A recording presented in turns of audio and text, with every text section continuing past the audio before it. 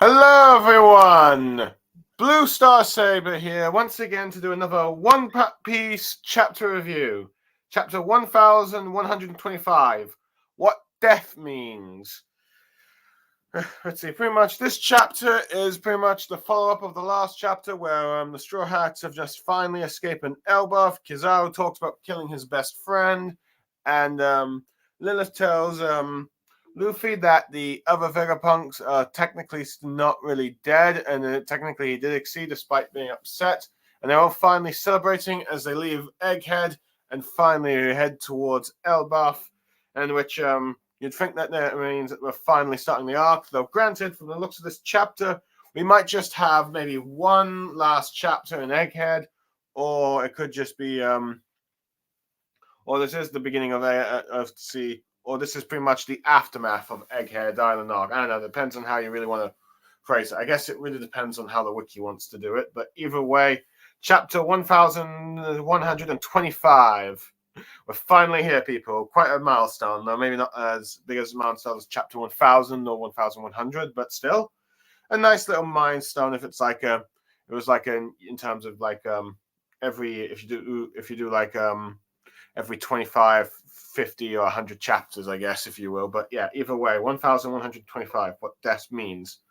But before that, we got the cover story of Ogre Child Yamato's Golden Harvest Surrogate Pilgrimage, Volume 13, Rebuilding of Oden Castle, and foreman Minamatono's disappearance, in which Minamatono, the twin brother of that little character that Ode, I think, created in the SBSs, just to explain whenever there's like a building inconsistency, has gone missing. And everyone remembers this guy in the manga series.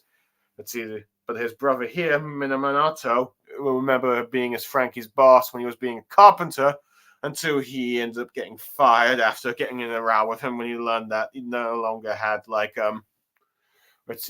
Kaido's fortress's plans. But yeah, we pretty much see a construction of like the Kiri region's daimyo thing. So at the very least, we know that there's going to be, it seems like the palace, so it seems like this palace is being rebuilt, so that means that there's going to be a new daimyo of Kiri. Who it's going to be, I have no idea. Some are thinking it might be Yamato down the line.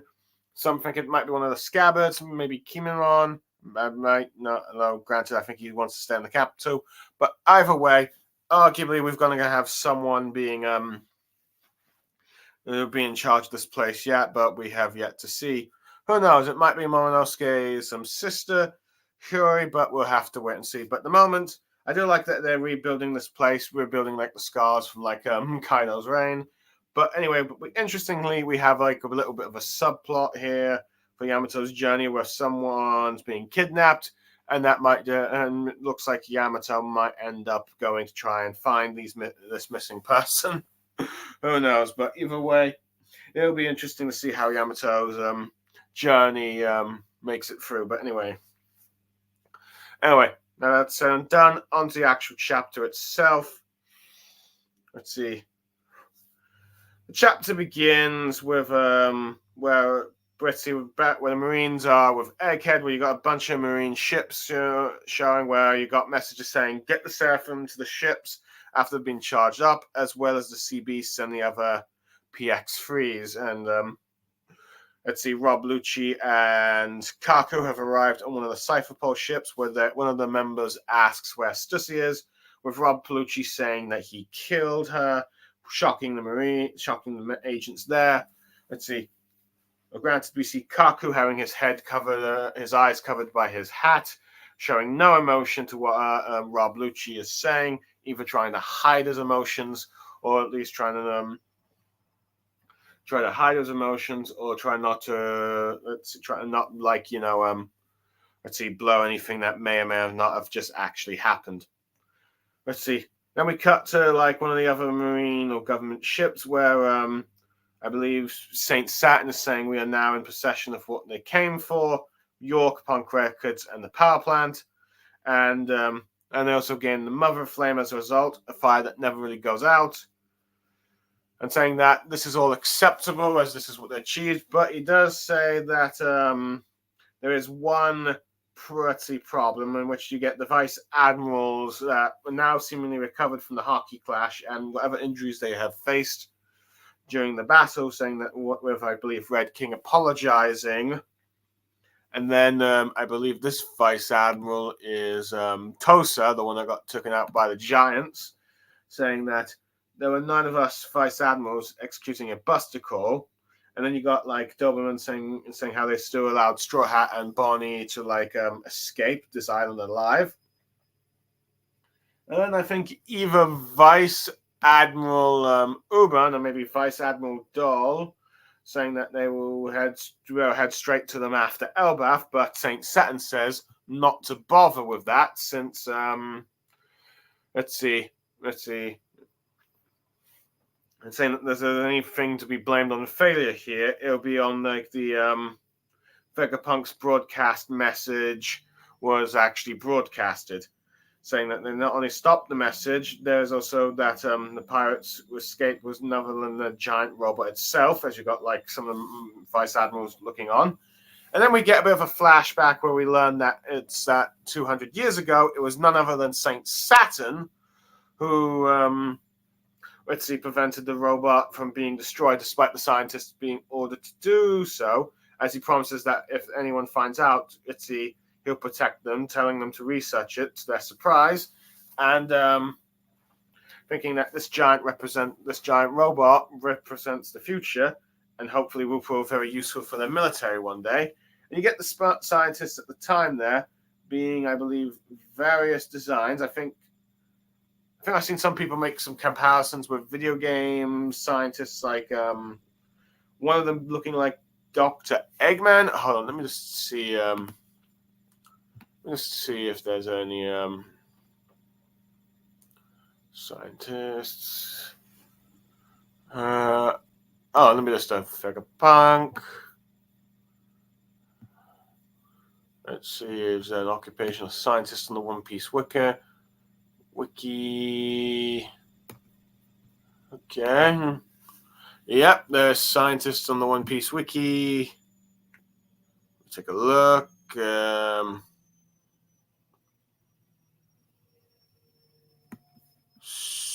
Sukamuki. Nope, that's Enno's cover story. Hold on, let's see what we have here. No, I sorry, wasted my time there. But one of them I think looks like an old version of Dr. Eggman. The middle one, and if I had to guess, looks like that guy from Back to the Future, but I'm not sure if that's the case. But it might be a scientist from another video game. But yeah. But either way, let's see, there are like some ugly scientist people saying, "Thank you, my lord, we're endlessly fascinated with it." And then you got back to the present where Saint Saturn's thinking 200 years it never really moved an inch until now, and it did so to protect Straw Hat Luffy. And this is the point where Vice Admiral Doberman decides to ask Saint Saturn, saying as loyal soldier in the service of the government, saying, wait, if you consider something like this a failure, wouldn't that mean that Vegapunk's statement is true? But this angers Saint Saturn as he stares at Doberman, shocking him as he then gets blasted by his attack, seemingly either killed or gravely wounded, as you get Vice Admiral, I believe. Oh yeah, Vice Admiral Guillotine. Let's see, shocked what happened to Vice Admiral Doberman, as as you get some of the Marines now saying, "Get the medical team now," crying out his name. But we cut to then inside the lab of Egghead, where we see York is being shocked by the island clowns moving, as she realizes that they're multiplying and that the cloud plant has gone out of control. Gets her gun trying to shoot it, thinking that it's Edison, and he was supposed to be dead in the Fable phase. And he goes like, oops, busted, as York fires, but too late. Let's see. She's failed to, well, she might have done a blast. She's failed to stop Punk Records from let's see, flying up as she curses Edison for tricking him, going like as Punk Records goes out in the sky. Anyway, time for my thoughts on this part of the chapter. So it's interesting. Now it's no surprise that the Seraphim are being taken by the Marines and the world government. We had pretty much expected that, as well as the Paphistas, pretty much because let's see, Nezajuro sort of neutralized them. So it's like yeah, you would pretty much expect those to be taken as well. Let's see. Granted, we'll have to wait and see if how the world government might try to deal with the Barney situation with them, but maybe they just can't. But or perhaps they'll have York do something with them later. But let's see. But we also learned that the Sea Beast weapons are still seemingly active and also being taken away, which is interesting because I figured, with the exception of that giraffe one, let's see, they were all pretty much either damaged beyond repair or destroyed, but it seems like they were actually recovered. And it seems like, let's see, granted, I guess the giraffe Sea Beast weapon that Vice Admiral Dahl and Bluegam ended up riding, let's see, since that was bandaged, that's always a hint that the others could be live as well. So who knows? So it seems like the world government does still have those Sea Beast weapons, which I am curious. The fact that they're brought up makes me wonder that, okay, will these Sea Beast weapons be used in some sort of naval battle down the line, either for the world government to use directly or maybe the Marines? I don't know. It really depends what happens. But at the very least, it seems the world government has pretty much recovered all of the different types of cybernetic weapons that Vegapunk let's see, Vegapunk has built. This arc with the Sea Beasts, the Mark III Pacifistas, and the Seraphim. When they're going to be used again, who knows? But at the very least, for the time being, their forces have pretty much been recovered. But anyway, one of the most interesting things about this chapter is the fact that Rob Lucci has claimed to have killed Stussy. Now, granted, let's see, we know Kaku warned Stussy that if she stays around any longer, Rob Lucci will come to kill him. But granted, let's see, as the fact that this has happened off screen and all that stuff, many doubt that Rob Lucci has actually killed her. Now, granted, given what has happened here, we have no idea what exactly has happened. For all we know is that Rob Lucci. Now the obvious one would be Rob Lucci has found Stussy and killed her, but then we would have seen a body. So no, let's see, I don't think he has. Or the other one is that he's encountered her, but in the end decided to let her go, either because he does feel some sense of camaraderie with her, or because Kaku requested it, or as a result, letting her live, or let's see, Rob Lucci ends up let's see, learning from Kaku that Stussy's escaped and just decided to lie to either protect their own skin or Sussy's, or Kaku has told Rob Lucci what happened, and Rob Lucci decides to respect Kaku's wishes and allows Stussy to live, let's see, free, and just claims that she's been killed. Now, either way, we'll have to wait and see where this goes. Let's see, I do not think we've seen the last of Stussy. We'll have to wait and see how this will affect CPE Cypher Pol, particularly Rob Lucci, if the world government ever thinks that he ends up lying about this. But yeah, or whether or not this is the beginning of Rob Lucci and Kaku beginning to turn away from the world government. Let's see. We'll have to wait and see, though. Granted, I feel like that's more inclined for Rob Lucci to remain loyal to world government than Kaku, but who knows? But I'm pretty certain you're going to have many of these Cypher Pol agents being used in the final war against the world government, even if it's just for background against some of the more minor characters of the One Piece, like maybe arguably perhaps the Straw Hat Grand Fleet or some of the Revolutionary Army commanders, stuff like that. Maybe even some of the subordinates of some of the pirates of some of the pirate crews that would probably ally with Luffy. We'll have to wait and see. I mean, Killer versus Rob Lucci would be a fun fight, but who knows? Whether or not that actually happened, who knows? Anyway, it's interesting that let's see, Saint Saturn pretty much considers like in a sense they've managed to achieve all that they come for. Punk Records, the power plant, and York, and so they have the access to the Mother Flame. Well, at least he believes that, but it seems like just as he says though that Punk Records has flown away. So we've got that. But anyway, but pretty much but he realizes, but he pretty much states that the message that Vegapunk broadcast was a failure, and considers that more of a failure than Luffy getting away. Which I will admit, it's from the Marines, that would probably be the thing that they consider the failures, because it's like, let's see, we failed to get Luffy, we failed to capture the Straw Hat Pirates again, even though we had the power of a Buster Call.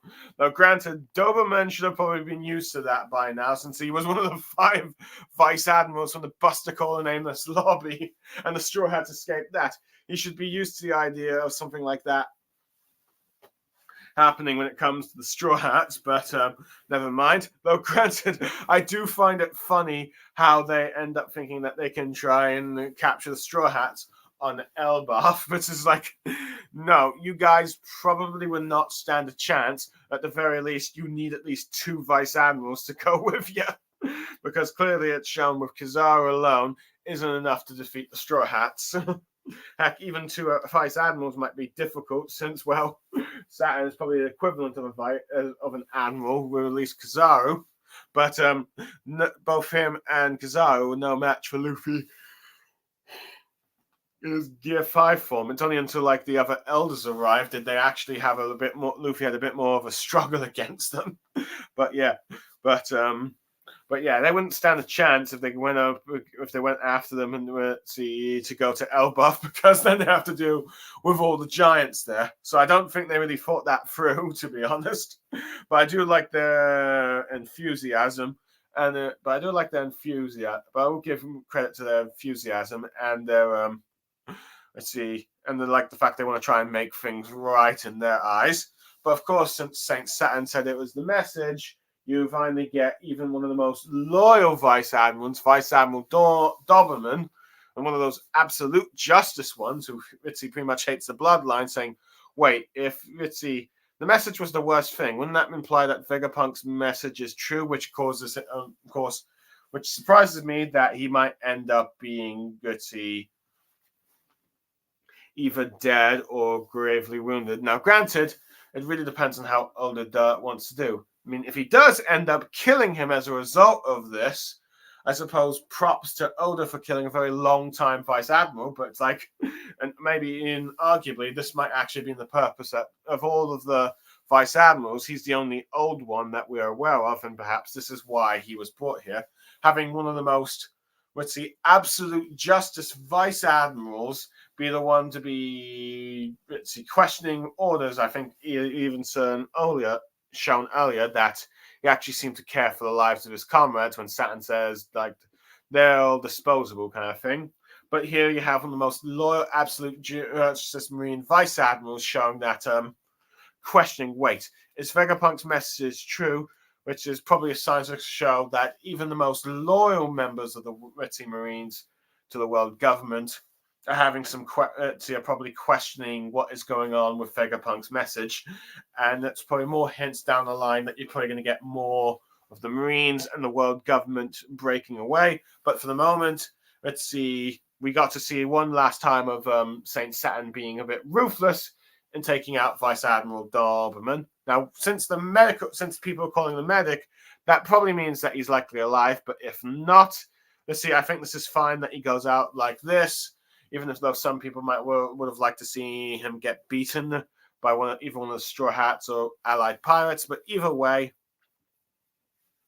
it is a very brutal sort of takedown. But interestingly, the one thing that surprised me of this chapter, let's see, at this part here, is the fact that it was none other than Saint Saturn 200 years ago that spared Emmett the Iron Giant, which interestingly gives more ideas that let's see, the 5 elders have at least been around for a couple of centuries, showing their mortality, because and it seems to confirm that they're much older than we expected, because Saint Saturn was arguably still the same was he looked like about 30 years ago with like the God Valley incident, and he hasn't aged a day, so it's like he hasn't aged in 200 years at the very least. But also the fact that, ironically, he was the one that protected the Iron Giant. Now, in many ways, his logic remains, he has a bit of sense, but because pretty much it's just like, oh, this machine should be studied for like future use of science for their military. I do like how the scientists are like a bit enthusiastic about Ritzy getting a chance to research this. So at the very least, for at least the last 200 years, he's been aware of this giant robot, and it's allowed every scientist to research it. And he probably even gave Vegapunk the permission to research it, for all we know. But yeah, but now it's like, ironically, the fact that he scrapped the order to like have it be destroyed has come back to bite him, as the Iron Giant was the means to use for Luffy and his crew to eventually escape in the end, particularly when it used Joe Boy's haki. So yeah. In many ways, Saint Saturn, who's gone on about how humans have never seemed to obey orders, he himself seems to have disobeyed an order, and this one is arguably a vital one, because as a result, Joe Boy, or Luffy, the next Joe Boy, was able to escape the grasp of the five elders, not to mention it was used to broadcast the message. I mean, to broadcast the message that Vegapunk had, revealing many of the secrets of the world. And they can't really exactly hide it anymore. So yeah, this has come back to bite Vegapunk. But anyway, the most interesting thing to learn is that Edison actually ended up surviving. So it seems like he never actually succumbed to his wounds, and instead decided to stay here in order to activate the clouds, in order to drive Punk Records to fly in the sky out of the world government's hands when they've let their guard down. And I do like how, as a result, he actually managed to trick York, much to her frustration. I do like how she tries to like shoot with a gun to see if maybe that will stop it. But in the end, it's like, no, it's failed, and she's probably going to get in more trouble, or at least at the fact that Punk Records has now escaped, at the very least, causing a bit of the Marines a bit more of less of a Vitzy stalemate victory, if you will, or at least making them lose 1/3 of their achievements. So yeah, at the very least, Punk Records is out of the world government's hands, sort of, at the very least, physically. Now, granted, they still probably have like York and the factory to produce Mother Flames, but at the very least, they can't fully access all of Punk Records. Now, granted, I'm pretty certain York's going to get in trouble for at least this part as well, but who knows? But yeah. So at the very least, let's see, we have at least, if you read this part of the chapter, we have like 3 Vegapunks still alive. I'll get to that later as I go through more of the summary of the chapter. Anyway, we cut to the sacred land of Marijwa, where you get some of the world nobles going like, what does this all mean? Wait, was Vegapunk's story true? With one just going like, and where's Akainu? Let's see, and what would he do to make good for his failure with Kuma? So you've got some, of them having all kinds of things, but one of the world nobles saying, the world may sink under the sea, but that really shouldn't matter to the Holy Land. So you're getting all sorts of reactions there. And then you cut to like one sort of pouty world noble. I think, granted, some thought that might have been St. Charles at first, but I think that's just another chubby one, but with like red cheeks, where he's going like, complaining that he doesn't have enough food, and the fact that he requested beef, but he just got, all he got was fish, but the hungry chef is apologizing to him, saying that they've run out of beef. But this seems to anger the world noble, feeling humiliated, ends up shooting the chef, showing just how petty the world nobles are once again. And another one is like complaining about how we seriously have a food shortages, and you get a bunch of the world novels panicking, with one saying that one of them couldn't really have one of his meals yesterday, as well as having even any snacks. Let's see, with some complaining, wait, is this a prisoner's diet? And another saying like, oh my God, are we on a famine? We're all starved. But they're complaining about who's ever in charge, of food, or saying pretty much who's ever in charge of the food be put to death. And another saying, this is a mismanagement, there's no punishment. The lower classes will think this laziness is acceptable, but pretty much you got quite a few of them just being petty and outraged at the fact that they're starving for the first time in their life.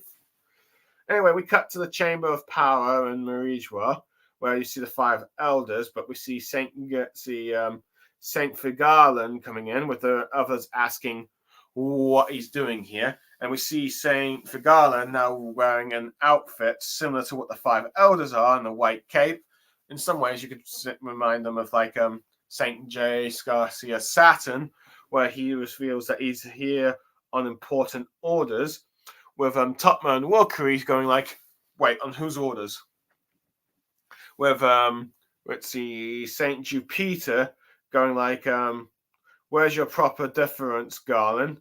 Saying, and Marcus Mars going like, saying he should know his place. With Nezjura going like, but Garland takes off his glasses for a bit and saying, Vegapunk York is henceforth my direct subordinate, and he will assume the role of the Godhead of Science and Defense, which shocks him. Wait, you mean? And as he goes about how the world's been thrown into chaos on a level they've never really seen before.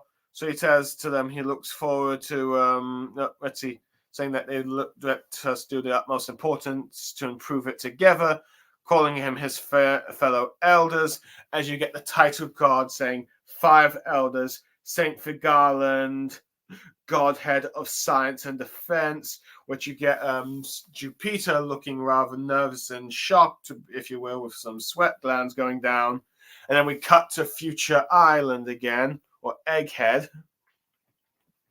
if you will, as you start getting one of the Marine Vice Admirals crying, Saint Saturn, as you hear his screaming voice, with one of them asking what's the matter, as he's going like,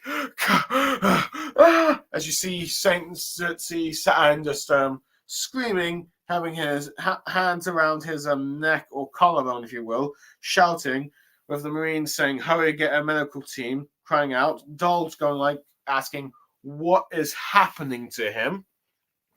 But the Vice Admiral was panicking, since this is an emergency, as they're one of the highest authority in the world, and they have no idea what is happening. With one wondering if he's sick or something. As they're trying to ask, what does Saint Saturn need? And we start to see Saint Saturn just coughing, and then starting getting all wrinkly and getting older and older, looking like he's starting to turn into more of a skeletal appearance, going like, as he thinks to himself, have I been?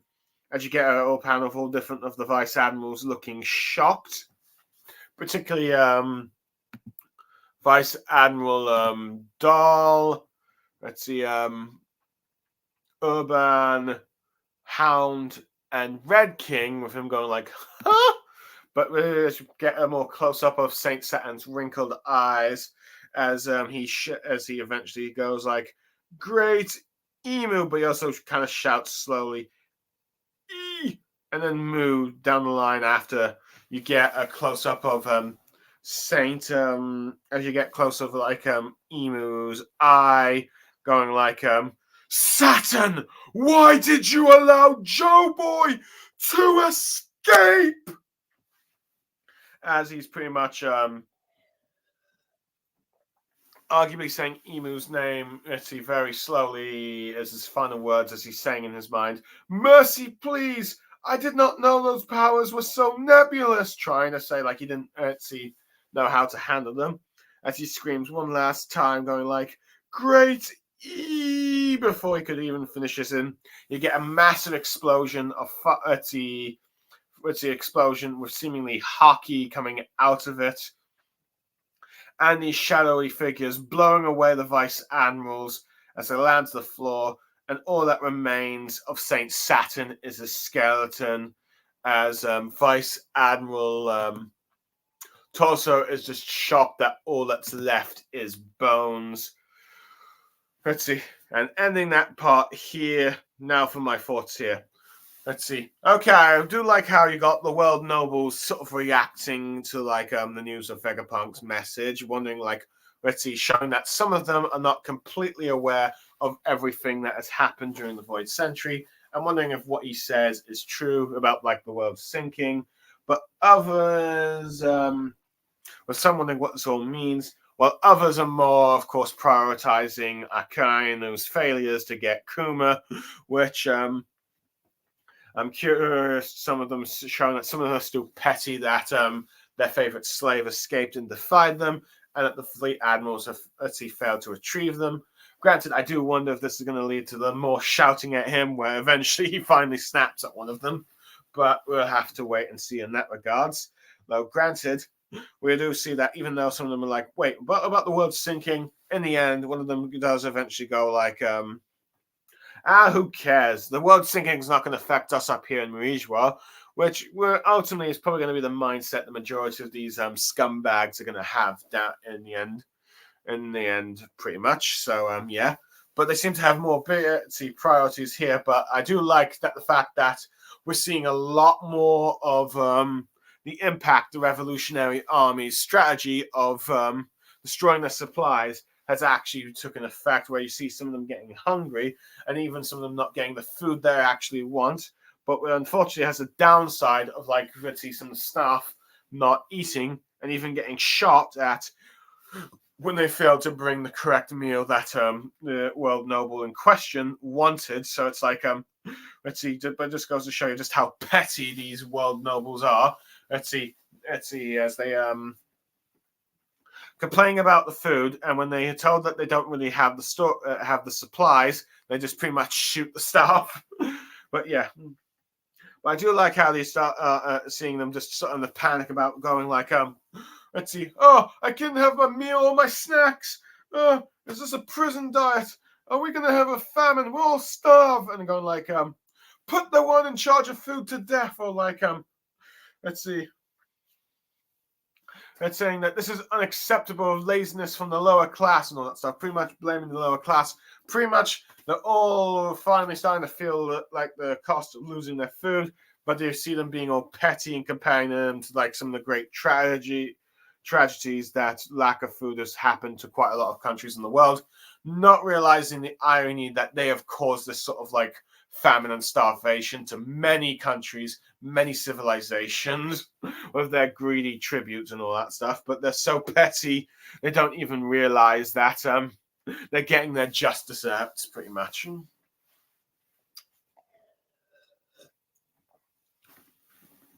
But arguably, the main highlight of this chapter is pretty much where we learn that Saint Figar Garling, the head of the Gods Knights, has now become a part of the five elders and replaced Saint Saturn. This is huge, since not only was Saint Saturn regarded as one of those 12 figures that would be key to the like finding the One Piece, this implies that perhaps Saint Saturn was strong. Being the head of the Gods Knights was actually on a similar level to the five elders, but many are now wondering if this means that now Saint Figarland, Figarland is actually perhaps even stronger than the five elders as a result. They've gotten arguably rid of probably the weakest with Saint Saturn, with now arguably someone. Garling. Hold on, let me just I might have just misread that. Let's see. I might have said his name, just misplaced it for a second. Let me just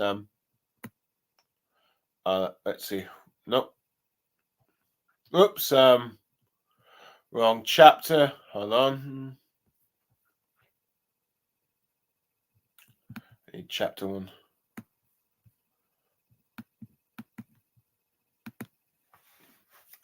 Oops.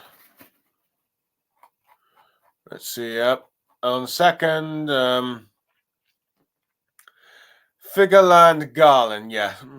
Sorry, my mistake. I pronounced that wrong. But yeah, pretty much they got rid of the weakest member of the Gorosei to now arguably perhaps adding now probably its new strongest member, because if he is pretty much Shanks' father or grandfather or uncle or whatever, you know this guy is going to be a beast. So yeah, which makes me wonder, like, who's going to be his like final opponent. Some are wondering Sorrow, some maybe Shanks, some maybe thinking Kid and Law, maybe even Dragon. Perhaps Luffy will fight him. Who knows? But either way, for those who are like thinking that if the five elders are supposed to be the final subordinates of the world government, but thinking that okay, with Saint Saturn there, they kind of looked a lot less impressive, but now they've just had an upgrade, and now the threat is much more interesting. Granted, some are now questioning like the whole science and defense, but the fact that York is now under his direct supervision probably implies that he's going to have her do all the science stuff while he focuses on more the defense thing because, well, he's pretty much a warrior. But yeah, this is arguably the hype that the five elders needed, and also it changes like the whole thing. Now, granted, we don't know if he's still going to be in charge of the Gods Knights, but it could very much mean that that shadowy figure could be, let's see, another member of the Gods Knights, and probably the Shanks' evil twin, if people believe that theory and all that stuff. So yeah, he might become the new head of the Gods Knights, as he's now as Saint Figurland Garland is now pretty much part of the five elders. But I do like how we see a bit of the interactions here. We've learned quite a bit of the interactions here with the other five elders with Figurland Garland. Let's see, where they learn that they're not being informed about the orders of replacing, let's see, Saturn with Garland. So it seems like sometimes even Emu keeps things from them, or at least just not just straight away, but also like, let's see. It seems like the five elders, being the highest authority, seem to view themselves at least above, let's see, the Gods Knights, particularly Garland, and telling him to another place. So it doesn't seem like they actually like him a bit. But also they seem to be a bit shocked that Saint Saturn is being replaced. But let's see, which probably makes sense because he's probably been their comrade for like at least the very least the last 200 years. But they probably maybe know what's about to happen to him at the very least. At the very least. And who knows, the fact that we got a bit of a close-up of Jupiter might mean that he's either very close to Saint Saturn, or perhaps maybe this is Oda doing hints that he might be the elder that eventually betrays him. We do not know, but yeah. But holy moly, Saint Saturn's death. That is arguably the most brutal death we have seen in the series so far, as we see him coughing for his life, smoking, going away. The vice admirals are pretty much all panicking as he tries to plead for Emu for have mercy, but Emu is not having any of it. He's furious that Saturn, he failed in his operation and allowed Joe Boy to escape. We don't know if he knows that he allowed the giant robot to survive, but if he probably, but for all we know, he might have deduced that, okay, this is why the giant robot escaped. We'll see. This is why the giant robot was here and why he was able to feel Joe Boy's hockey after so long. And it does give more precedence that Emu did know Joe Boy and is actually rather afraid or even fearful or even vengeful towards him, as he's furious that the new Joe Boy has managed to escape. This is like, this failure is unacceptable. And it just goes to show just how ruthless Emu is. If he's going to be like the final villain, it's like, if his subordinates fail him, he will kill and replace if he gets the opportunity to do so. But anyway, I just love the panicking the vice admirals are having because they have no ideas what is going on. Trying to ask Saturn, what's wrong with it? What's wrong with you? Are you sick? Let's see. Do you know what's wrong? What should they do? Someone get a medic? They have no idea. And they're all just shocked as he just turns and pretty much a skeleton, being reduced to a skeleton. Let's see, skeleton in arguably the most brutal death that Oda's ever done. So it seems like arguably this is probably the best thing to do with Saint Saturn because it's like, let's see, he was pretty much done with this arc. He was pretty much this arc's villain.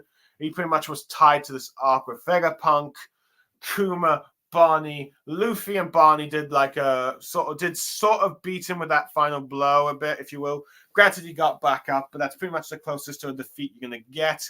And frankly, there's no really point of him probably being around if he's just going to get beaten by another opponent. Well, even though that might be good for like a good 1 or 2 chapter fight, but it seems like pretty much his role in the story is done. So it probably makes sense that he'd be get rid of and replaced with a much more better, more menacing villain with Saint Figaro and Garland, who's probably going to now become Emu's new right-hand man. We'll just have to wait and see. But yeah. But you know what's interesting is the fact that Emu is so mad at Saturn that he ends up killing him in front of a group of vice admirals. So it makes me wonder, the vice admirals, they're bound to try and report this to someone, be it Kizaru, Akainu, or someone. Either way, I'm pretty certain this is going to make some of the Marines very suspicious, and how the fact that one of the 5 elders died this way, and they're going to want to know some answers. Now, whether or not the world government's going to give them answers or tell them to keep their traps shut remains to be seen. If it's the latter, I can definitely see a lot more questions being given out by the fact that, the world government's trying to keep tight on this, but the Marines are saying, no, we want to know stuff. Why aren't you telling us anything? But it might lead them to try and do their own investigations. But yeah, we'll have to wait and see how Saturn's death affects the Marines and their relationship with the world government, as it are just witnesses there. But we'll have to wait and see. Like I said, wait and see what happens there.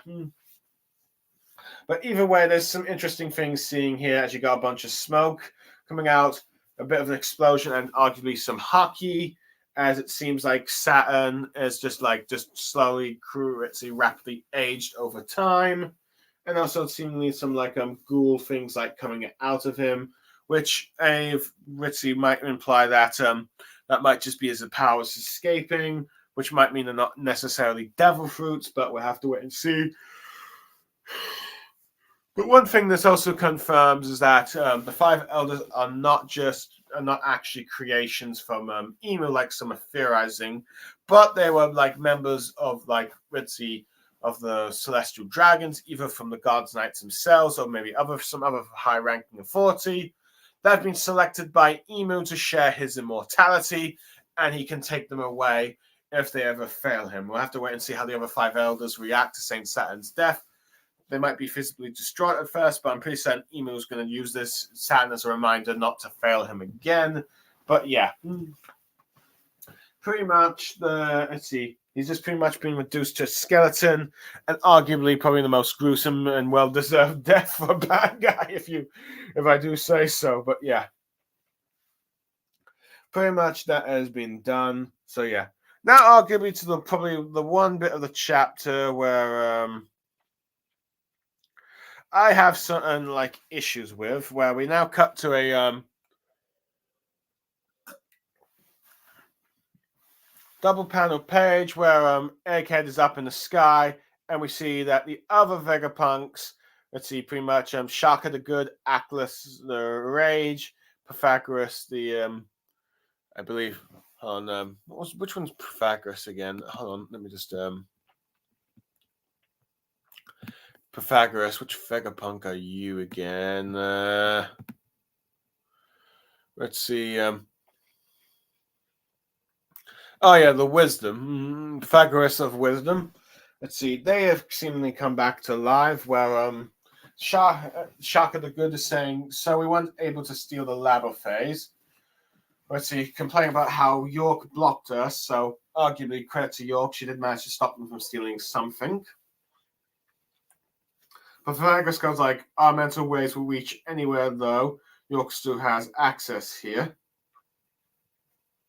With Edison saying, I know, but it's better than physically handing it over to her, right?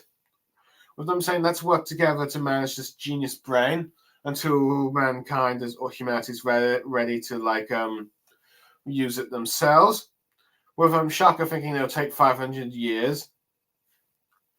And then asking, did you make the island clowns the floating types?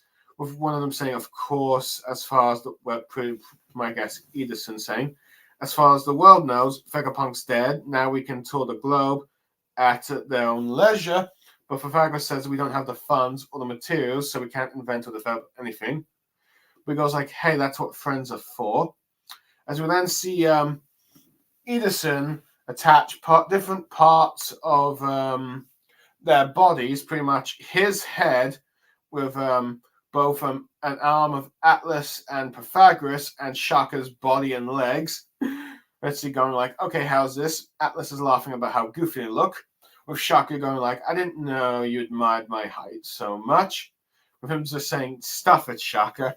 With Atlas saying, let's make sure we throw out the extra parts. As we see the new combined parts of like Vegapunk, of this new Vegapunk, walking through bits and pieces of all the other Vegapunks you see there. Though granted, also some generic robot heads, as we see bits of Edison's head, Shaka's helmet, let's see Atlas's face, Pythagoras' head, Lilith's face, even York's face, and York's arms, and also head, and also, well, pretty much her like body figure, which has led to quite a few One Piece fans making jokes about how we'll take those disposed figures, being for like, I'm pretty certain anyone listening has pretty much an idea what those types of fans are implying they will do to those York figures, if you will.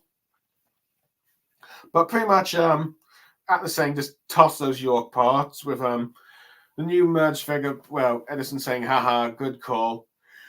Leaves a bad impression.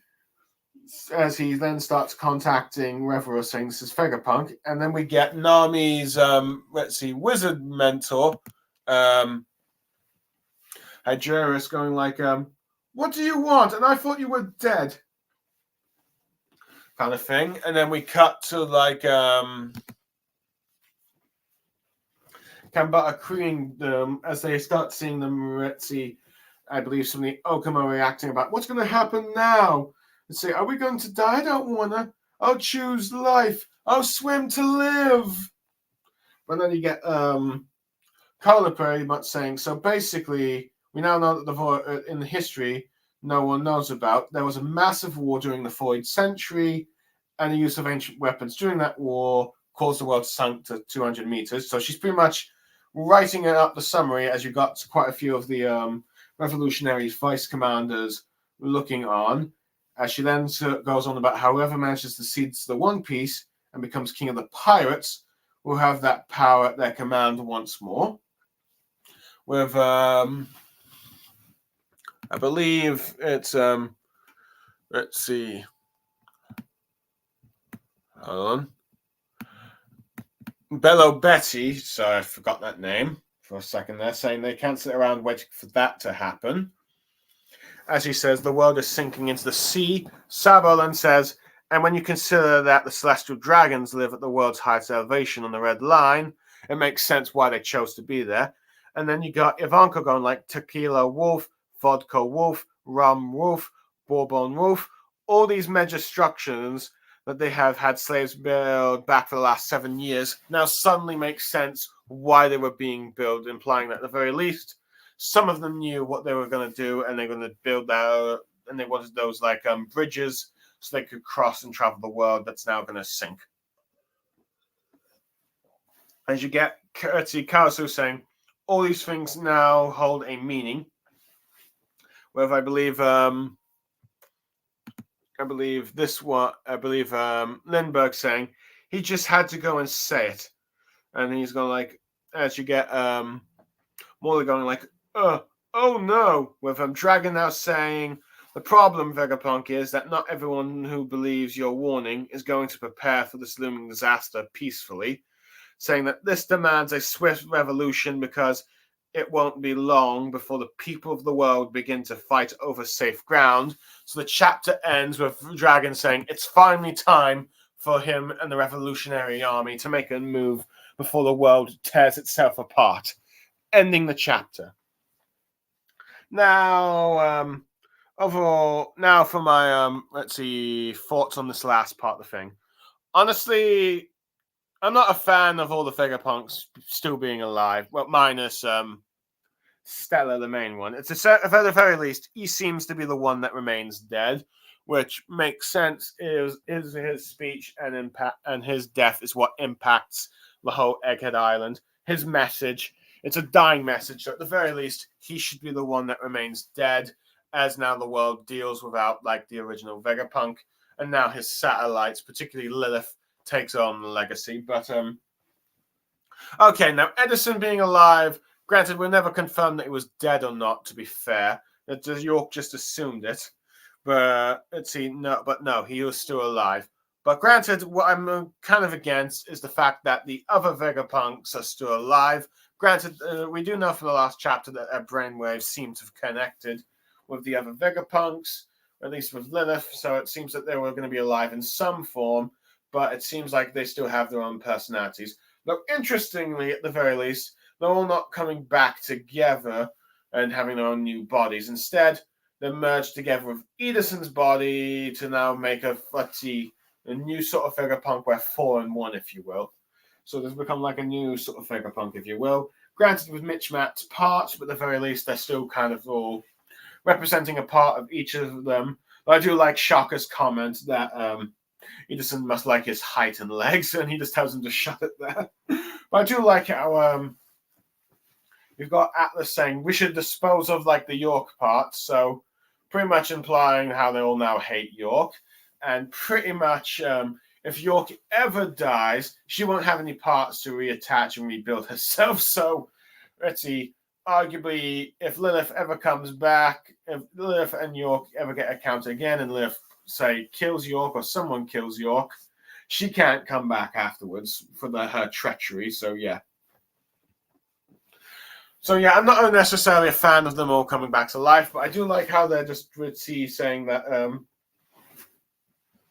let's see, they managed to at least retrieve, Punk Records, but they seem to also fail to steal the Labo phase. But York managed to at least, very least, stop that from going on. So I'll give him more credit for that. I thought she was just that shot earlier was just a bit of a failure, but no, she actually stopped. Let's see, the bit of the lab from escaping with the other Vegapunks. But yeah. Now, also, of course, this tells us that she still has access to Punk Records for the mental waves, but at the very least, Edison says they don't have the physical Punk Records, so it seems like that might imply that York will be rather limited to what she can do. But arguably, she'll probably still be smart enough to do what the world government needs, at least in regards to the Mother Flame and the Paphistas and Seraphim. But yeah, but it's interesting that they decide, okay, we're going to keep this flat sky up in the air. So pretty much they've created in their own tongue-in-cheek way the sort of internet, as that's like what pretty much people regard the cloud in the sky. They've got the internet is now up in the world. Now, granted, whether or not it seems to imply that Punk Records will not be coming down until like 500 years in the future, when the world has managed to sort itself out and be ready to have this type of technology, which might be a little tongue-in-cheek about how perhaps some people were not quite ready for the internet, as there's kind of a lot of a mess with the information being spread around right now. But yeah. I do like how they're going they can talk about how they can fly in the sky, go around the world. Let's see, and not have to worry about because people think they're all dead. Now, granted, they do have the downside of not having their funds, but I wouldn't be surprised if we do end up seeing them again, at least maybe possibly to reunite with Lilith, but we'll have to wait and see whether or not Lilith ever reunites with the other Vegapunks, or she's pretty much now just permanently down there on the surface, arguably to help, humanity and the Straw Hats with her future, with her scientific genius. We'll just have to wait and see in that part. But yeah, granted, I will admit it is a quite a goofy design, though I would see that of the merged Vegapunks. Though I probably would have preferred if all 4 minds of the Vegapunks merged into a new Vegapunk and they created a new body. But it seems like they decide to go with this more goofy route, but I guess that's fine. Anyway, I do like how they're seemingly getting Weatherer involved in this message, and he's just like completely shocked that let's see if there's a Vegapunk that's still alive, but because he's like, as far as he knows, all the Vegapunks died due to that message. Now, if I had to guess, they're going to try and use, let's see, Weatherer to create more clouds, either to keep Crackers afloat, or to probably try and use those clouds, see if he can use those clouds to help people fly in the sky. Because, let's see, arguably, these cloud people would probably play a role in trying to help as many people as they can. Though, granted, I still think that's probably going to be what, let's see, Shirahoshi with the No is going to do, but yeah. We'll have to wait and see there. But anyway, I do like how you got, let's see, seeing the revolutionary acting with probably some of the more Okama types going like, oh, am I going to die? Oh, I can just swim. But yeah. But I do like how you pretty much got Cola summarizing everything Vegapunk said about the Void Century being a massive war where ancient weapons were used to sink the world to like 200 meters. And also that whoever finds the One Piece becomes Pirate King. But I also get the knowledge to reactivate all these ancient weapons and use them for a purpose. With Bello Betty's words, it makes you wonder, are the Revolutionary Army going to try and stop pirates from getting in the One Piece? Or are the Revolutionary Army going to be like, you know what, maybe we can just like trust Luffy to like, not use the ancient weapons if he finds the One Piece. We'll have to wait and see. But I do like how pretty much got Sabo and Ivanko now starting to realize, okay, now we know why they live on the top of the like red line and why they've been building these bridges. Let's see, but so many people landing like, they forgot about To Kill a Wolf, but it's like, nope. Let's see, they're coming back for this purpose here. The world's sinking, but they've got like the high red line to stay atop on. They don't have to worry about that. And they've been building bridges using slaves for the last 700 years, arguably to travel all over the place. And now that's Karasu, I believe, saying that everything now holds meaning. Pretty much everything makes sense. We also learned that some other bridges have also been made besides Tequila Wolf. One of them, I think, is apparently also got the same name based on like Kaido's kingdom where he grew up in. But I don't know that there's any significant meaning to that kingdom, but either way, let's see. An old plot point with like Nico Robin has been brought back up and now makes a lot more sense. So I do like that. But anyway, I do like how Dragon realizes that due to Vegapunk's message is like, let's see, regardless of like who believes them, some people won't act in the best interest and fight each other for land. Let's see. And it's like, so now they have to act and take a move. So this is what people have been waiting for the last 1,000 or so chapters since Dragon appeared, for him to finally take action. And he's going to take it now before the world fights itself for the safety of land. So yeah, I do like that. Though granted, this whole Dragon realizing this does lead to more of the question about the questionable decision Oda have of Vegapunk not revealing that the world government may be behind this all. Granted, I think I've said it before, but I'll just state it again here. Let's see, there's no reason for Vegapunk not to have that message, like Mr. Morge said, and he probably should tell the world, heck, it's the world government likely behind this, all that stuff, so everyone directs there. But instead, nope.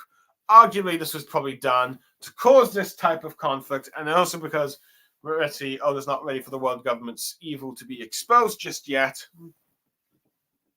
But at the very least, I still think it would have made more sense if, like, as Vegapunk's about to tell them, the broadcast cuts off of, like, who's behind it.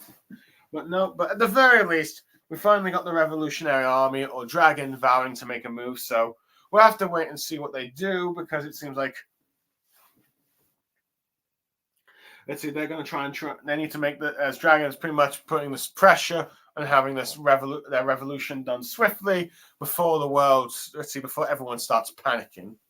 But yeah, so Dragon's finally making his move, people, and I'm excited. Anyway, overall, I'd probably give this an 8 or 9 out of 10.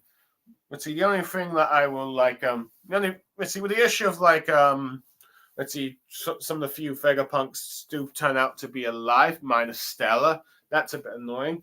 And also, like, the fact that, let's see, the conflict that's now been set up, let's see, has some shaky foundations just because Vegapunk left out a bit of a mess. He left out the fact that the world government's behind this. But other than that, everything in this chapter works. Be it Rob Lucci being ambiguous of whether or not he killed Stussy. Let's see, Saturn is talking about, let's see, learning that Saturn would keep the robot Emmett from being destroyed, as well as kind of hinting that to the Vice Admirals that Vegapunk's message is true. Possible death of Doberman, the death of Saturn, Figalan rising to the status of Five Elders, Emu, more hints of Emu's abilities, the world nobles getting petty about, let's see, the lack of food. Also, Edison tricking, getting punk records away from York and the world government, and also planning something with the people of the Rever Kingdom, or the Rever Sky Island, as they have now merged into a new Vegapunk. And also the revolutionary armies summing up, let's see, what Vegapunk's message and making sense of the things like the Holy Land, Marie-Joie, and also all those bridges they made. So overall, a pretty good chapter, and arguably probably maybe the best way of like aftermath chapter of Egghead, or concluding the chapter of Egghead at last. Now that Egghead is finally done and over with, we can now finally head to Elbaf, and I'm all excited for this long-awaited arc. But overall, I am Blue Star Saber signing off. Thank you for watching or listening. I hope you enjoyed what I had to say. I'll see you next time. Goodbye for now.